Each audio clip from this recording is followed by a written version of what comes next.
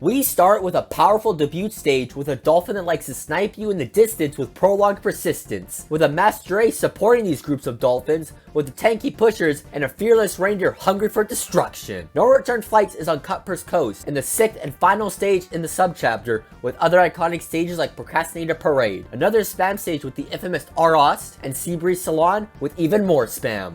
Depending on your units, this stage can be simple or distasteful, with enemies that can pack a punch, but a proper lineup can easily counter these nasty enemies. I like how in 4 Crowns, Dagumaru's full potential stops their push. I remember having difficulties figuring out the best setup for this level. The stage can be tricky in multiple ways, with all the enemies being traitless, but great units are waiting to be used on No Return Flights. Cyborg to chip away several enemies, LD units like Mina, Housewife for the snipes, Seafarer for damage and survivability, speedy units and tanky units, particularly Ubers with high health similar to Gamarion, and also Hitman Cat.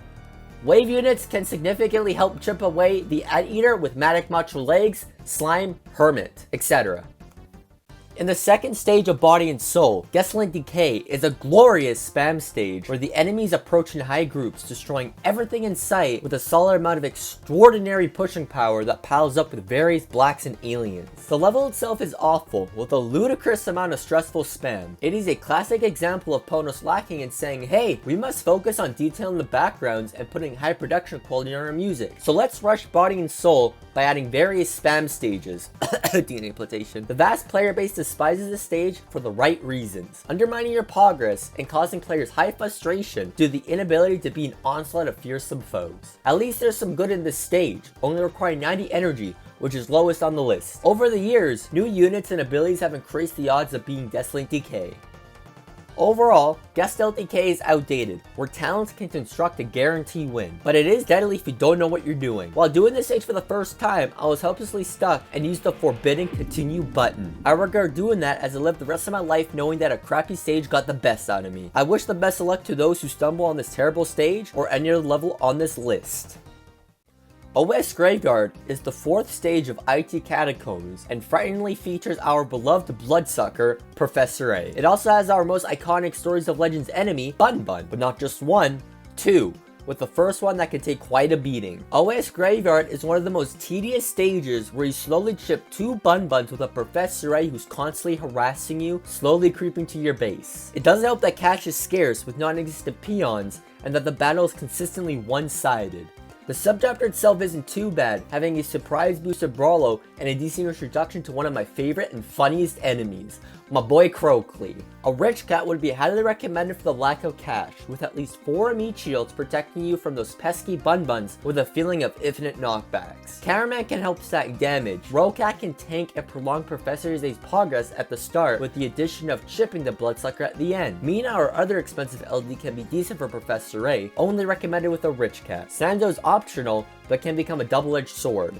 The stage has given me many struggles, making me quite frustrated to the point where it ruins my moods. After beating the stage with a rich cat and being able to afford any unit, it gave me a new love for the power-up. It is true that a rich cat can indeed solve all of your problems. Overall, the stage is annoying and a huge time waster with the consistent stress of that nasty enemy slowly proceeding to your base.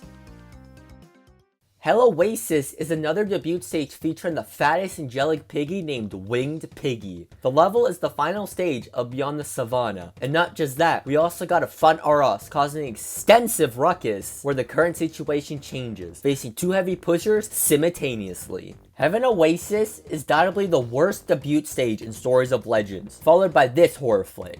With 2 deadly pushers, it doesn't help that my relationship with Winged Piggy is horrendous. Seeing this creature always pisses me off. More when Piggy gets the best out of me and is favorably comboed with medals. Thanks, Ponos. The ironic twist of this stage gives me shivers on how sadistic Ponos can become. At least Ponos gave us time to prepare with a base hit and an early start to chip health from the Winged Piggy before the Aros wreaks havoc.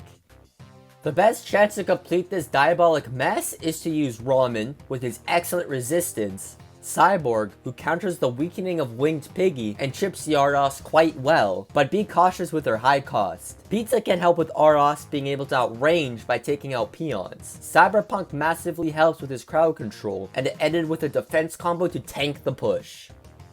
Heaven Oasis is the opposite of what it depicts, with a nasty combo to an already horrible enemy. I felt Ponos wanted us to know that Winged Piggy would be one of the worst enemies to fight, and there's proof on the following stage in Blizzard Boulevard.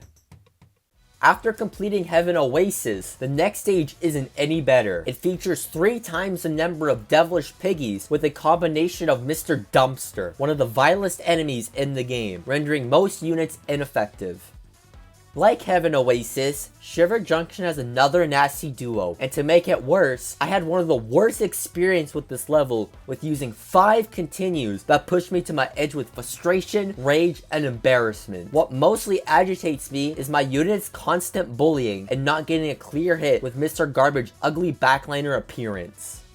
I am extremely thankful that there's a lineup that can work on any crown difficulty, and it's easy to create. Get a defense combo called Eye of the Storm, Ramen to take the Winged Piggy's hits, Cyborg to chip health, Catalyte with helpful abilities, and any other unit you think you could help through Shiver Junction.